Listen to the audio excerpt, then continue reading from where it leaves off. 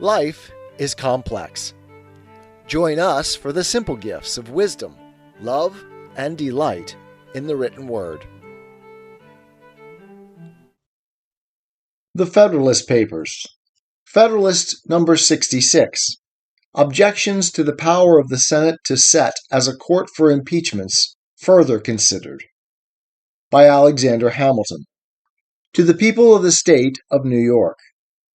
A review of the principal objections that have appeared against the proposed court for the trial of impeachments will not improbably eradicate the remains of any unfavorable impressions which may still exist in regard to this matter.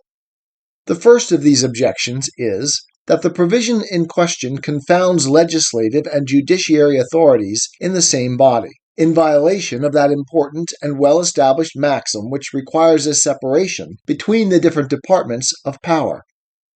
The true meaning of this maxim has been discussed and ascertained in another place, and has been shown to be entirely compatible with a partial intermixture of those departments for special purposes, preserving them in the main distinct and unconnected. This partial intermixture is even, in some cases, not only proper, but necessary to the mutual defense of the several members of the government against each other.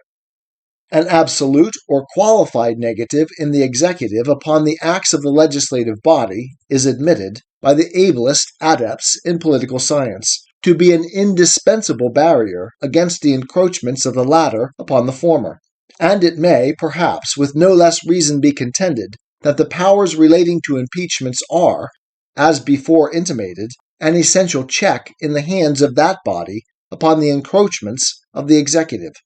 The division of them between the two branches of the legislature, assigning to one the right of accusing, to the other the right of judging, avoids the inconvenience of making the same persons both accusers and judges, and guards against the danger of persecution from the prevalency of a factious spirit in either of those branches. As the concurrence of 2/3 of the Senate will be requisite to a condemnation, the security to innocence from this additional circumstance will be as complete as itself can desire. It is curious to observe with what vehemence this part of the plan is assailed, on the principle here taken notice of, by men who profess to admire, without exception, the Constitution of this state, while that Constitution makes the Senate, together with the Chancellor and judges of the Supreme Court, not only a court of impeachments, but the highest judicatory in the state in all causes, civil and criminal.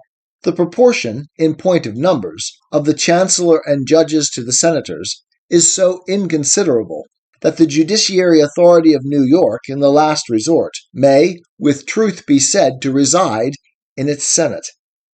If the plan of the convention be, in this respect, chargeable with a departure from the celebrated maxim which has been so often mentioned, and seems to be so little understood, how much more culpable must be the Constitution of New York?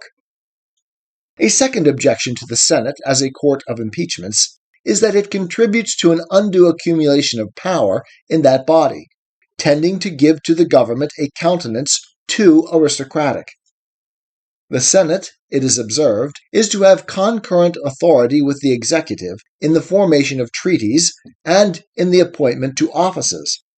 If, say the objectors, to these prerogatives is added that of deciding in all cases of impeachment, it will give a decided predominancy to senatorial influence. To an objection so little precise in itself, it is not easy to find a very precise answer.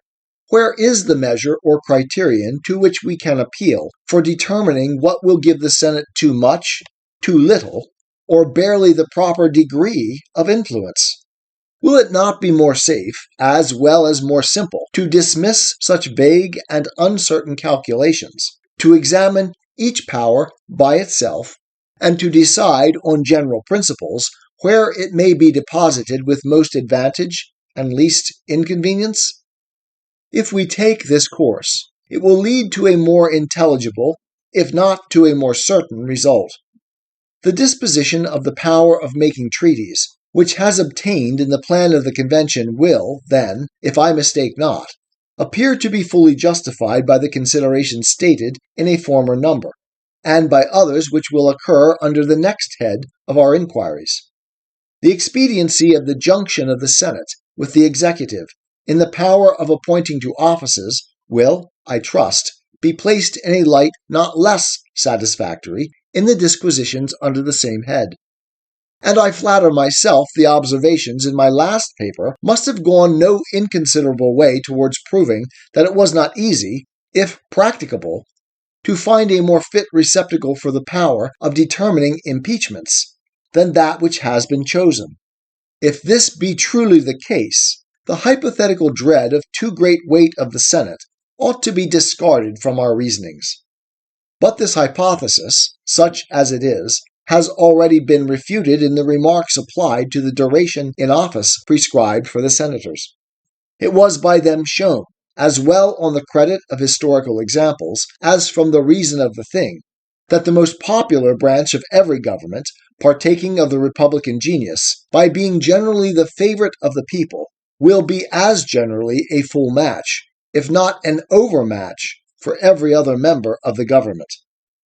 But independent of this most active and operative principle, to secure the equilibrium of the National House of Representatives, the plan of the convention has provided in its favor several important counterpoises to the additional authorities to be conferred upon the Senate. The exclusive privilege of originating money bills will belong to the House of Representatives. The same House will possess the sole right of instituting impeachments. Is not this a complete counterbalance to that of determining them? The same House will be the umpire in all elections of the President, which do not unite the suffrages of a majority of the whole number of electors, a case which it cannot be doubted will sometimes, if not frequently, happen. The constant possibility of the thing must be a fruitful source of influence to that body. The more it is contemplated, the more important will appear this ultimate, though contingent, power of deciding the competitions of the most illustrious citizens of the Union for the first office in it. It would not perhaps be rash to predict that as a mean of influence it will be found to outweigh all the peculiar attributes of the Senate. A third objection to the Senate as a court of impeachments is drawn from the agency they are to have in the appointments to office. It is imagined that they would be too indulgent judges of the conduct of men in whose official creation they had participated. The principle of this objection would condemn a practice which is to be seen in all the state governments, if not in all the governments with which we are acquainted. I mean that of rendering those who hold offices during pleasure dependent on the pleasure of those who appoint them. With equal plausibility might it be alleged in this case that the favoritism of the latter would always be an asylum for the misbehavior of the former. But that practice, in contradiction to this principle, proceeds upon the presumption that the responsibility of those who appoint for the fitness and competency of the persons on whom they bestow their choice, and the interest they will have in the respectable and prosperous administration of affairs, will inspire a sufficient disposition to dismiss from a share in it all such who, by their conduct, shall have proved themselves unworthy of the confidence reposed in them. Though facts may not always correspond with this presumption, yet if it be, in the main, just, it must destroy the supposition that the Senate, who will merely sanction the choice of the executive, should feel a bias towards the objects of that choice, strong enough to bind them to the evidences of guilt so extraordinary as to have induced the representatives of the nation to become its accusers. If any further arguments were necessary to evince the improbability of such a bias, it might be found in the nature of the agency of the Senate in the business of appointments. It will be in the office of the President to nominate, and, with the advice and consent of the Senate, to appoint. There will, of course, be no exertion of choice on the part of the Senate. They may defeat one choice of the executive and oblige him to make another, but they cannot themselves choose. They can only ratify or reject the choice of the President.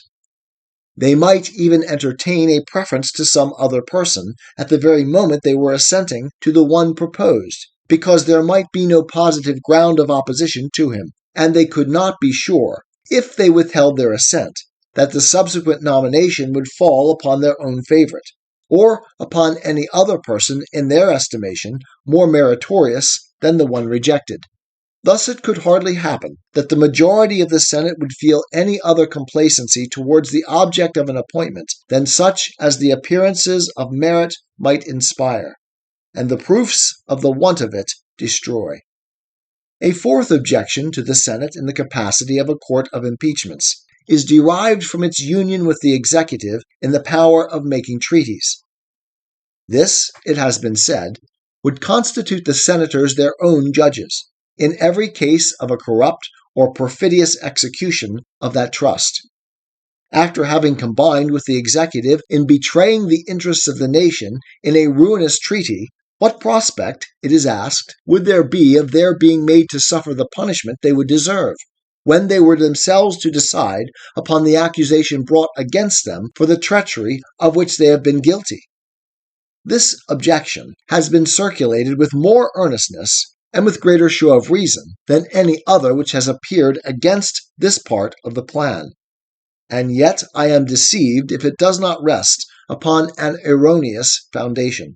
The security essentially intended by the Constitution against corruption and treachery in the formation of treaties is to be sought for in the numbers and characters of those who are to make them. The joint agency of the Chief Magistrate of the Union and of 2/3 of the members of a body selected by the collective wisdom of the legislatures of the several states is designed to be the pledge for the fidelity of the national councils in this particular. The convention might with propriety have meditated the punishment of the executive for a deviation from the instructions of the Senate, or a want of integrity in the conduct of the negotiations committed to him. They might also have had in view the punishment of a few leading individuals in the Senate, who should have prostituted their influence in that body as the mercenary instruments of foreign corruption.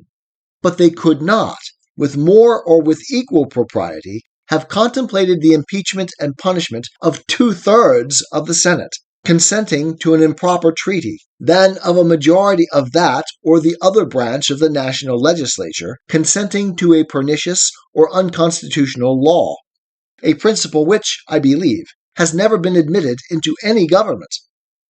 How, in fact, could a majority in the House of Representatives impeach themselves?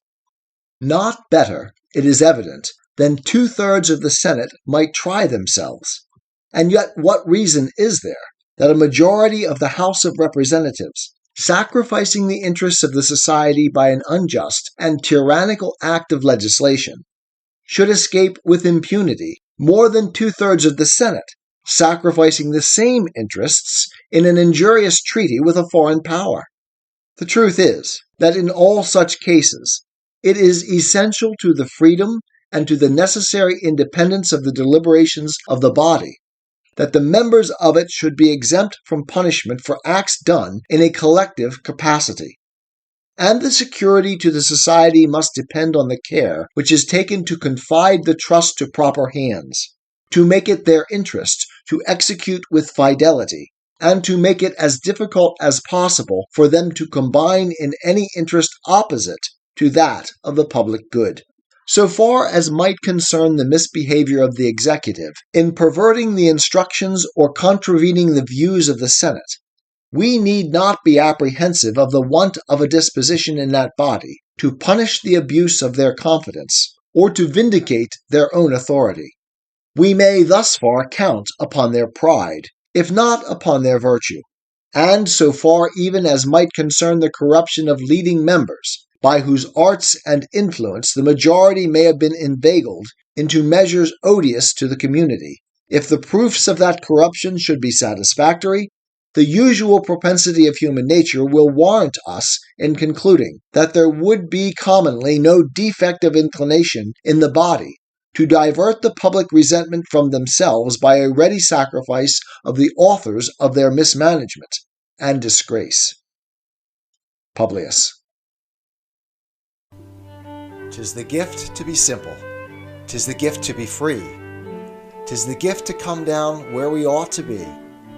And when we find ourselves in the place just right, 'twill be in the valley of love and delight.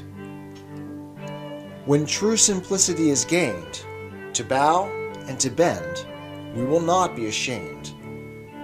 To turn will be our delight, till by turning, we come round right.